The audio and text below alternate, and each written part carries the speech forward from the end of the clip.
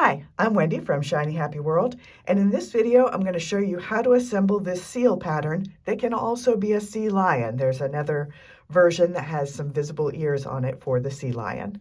Here's how to put it together. Okay, this is the video showing how to assemble the seal or the sea lion block if you're using a light box. So my light box setup is, I've got my light box on the bottom. Then I have a tempered glass cutting board. You don't need this. I only have it because my ironing board is a long way from the well-lit area where I record things, and this allows me to carry my assembled block from one place to another so I can fuse it without jostling the pieces. I've got my placement guide, and I have a clear silicone mat. So I've got all of my pieces prepared and cut out. So I print everything onto paper-backed fusible adhesive. I use Heat and Bond Light for all of my quilts. Then I fuse it to the wrong side of the fabric and then cut all the pieces out on the solid line. Inside each of the pieces, you might see two different things. Dotted lines are placement guides. You can ignore them. They're only there for people who are not using a light box. The solid lines, though, are stitching lines, and those you will want to transfer to the fabric side of the piece before you peel off that paper backing. And I just use a fine tip Sharpie, and you flip it over and you just trace those lines. So on this block, this particular pattern has two different kinds of stitching lines. It has these whiskers, and it also has eyelashes. The eyelashes are optional, and I am not going to do them on this seal. I did do them on the sea lion that I made with the same pattern, so you'll be able to see what they look like, but I wanted to do some with and some without so you could see both ways. But the whiskers need to be transferred onto the body piece and also onto the little muzzle pieces. And it's okay that I'm using a permanent pen with this because I'm going to stitch over it with black thread, and so you'll never see those marker lines through it. Okay, so you start usually with piece number 1, but 1 and 2 are ears, and those are only for the sea lion.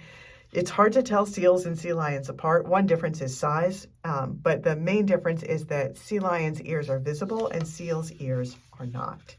So we're going to skip piece 1 and 2, and we're going to start with piece number 3, which is the body. If I can peel that off, there we go. And we're just going to lay that down right in the middle there. All right, and then so piece number 4 is his chin.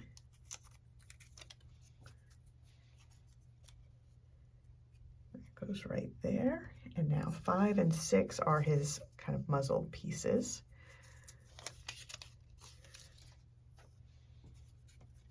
So seals are pretty uniformly gray, and in order to get some differences between these pieces, I've used different shades of the same elephant blenders. So they all are the same hue, the same type of gray, but they are different dark and lightness, and also different patterns on them, different prints on the fabric. So both of those things help to distinguish between the different pattern pieces.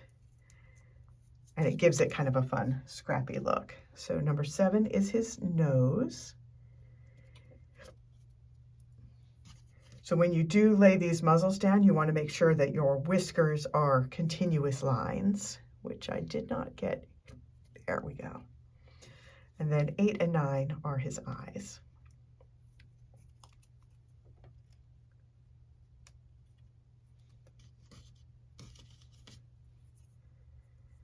And then he looks so cute. All right, I'm going to carry this over to my ironing board and fuse all the pieces down right on the silicone mat and the tempered glass cutting board. I'll let it cool, and then I will peel it off the silicone mat and then fuse it onto the quilted block. I'll do all the outline stitching, and then I will bring it back and I'll show you this finished seal, the sea lion, and one more seal that I made in different colors. All right, here is a finished seal. This is one of the seal blocks.